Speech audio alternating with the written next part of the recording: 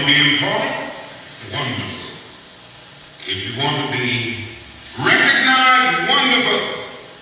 If you want to be great? Wonderful. But recognize that he who is greatest among you shall be your servant.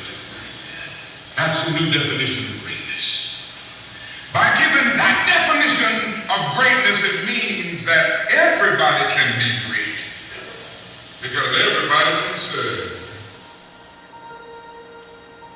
Our country, this wonderful place, this little piece of real estate that we call America, was built, founded on service. We didn't necessarily wait for local, state, or the national government. We came together as a people, and we just did it.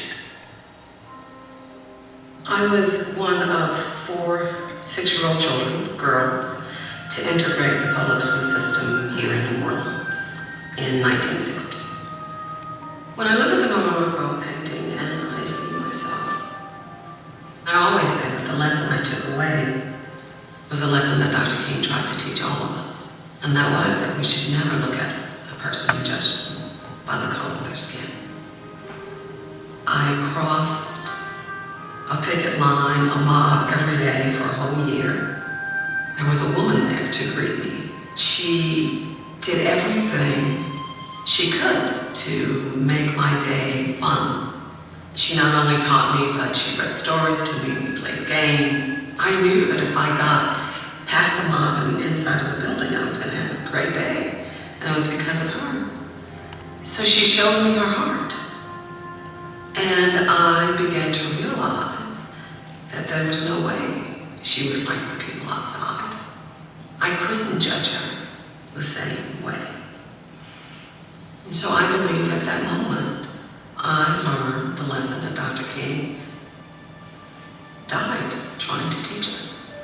In 1957, when I was 17 years old, I wrote Martin Luther King Jr. a letter. Told him I wanted to attend a little college about 10 miles from my home, and this school didn't admit black students.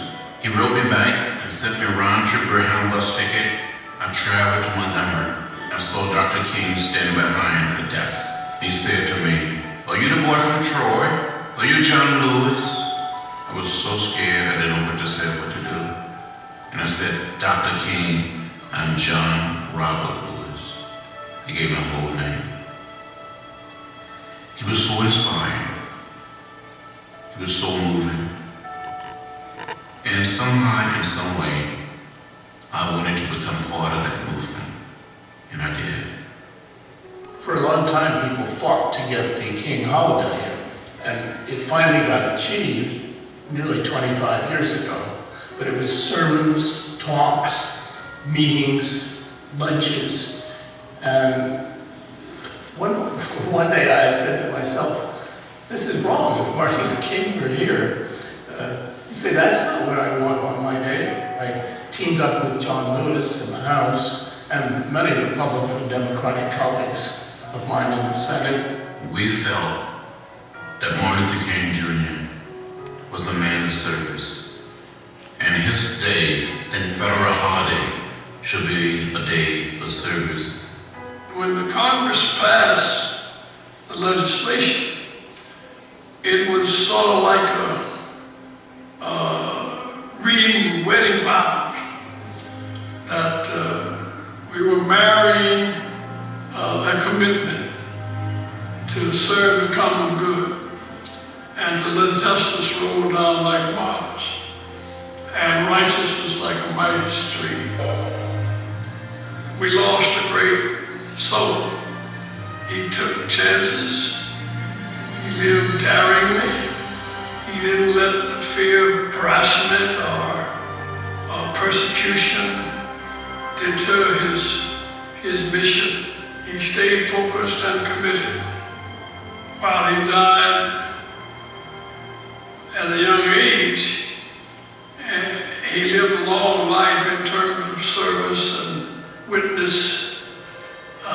He plowed into those 39 years hundreds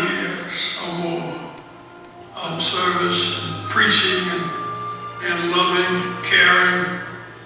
The best way to honor him is to do what he advocated and what he exemplified in his own life. Service is an important part of what makes us human, and also an important part of what makes us good citizens. But that it is an ongoing process, one that has to be confronted every day because the needs of people are every day.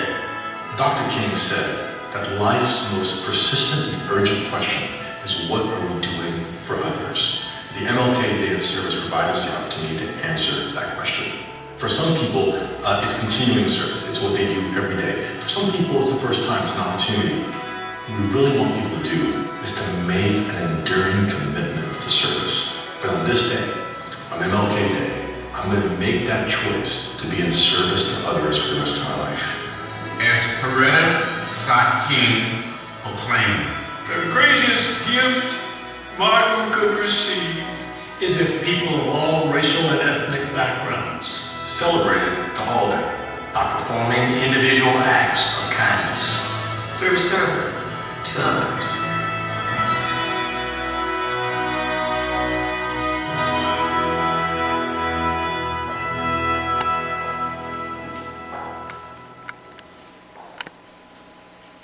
Spiritual commitment is something individual for each one of us. Jesus isn't looking for any pomp and ceremony from us as seen in the motorcade or marching bands from the beginning of this speech, this talk.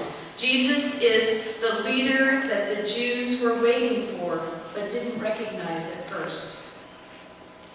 Jesus isn't looking to us, you and me, with any pomp or ceremony or marching bands. He's looking to you and me to be committed to spreading his word in this world through our everyday actions. We are being called to fulfill our commitments. Let your yes be yes and your no be no, and be committed to your faith every day. Amen.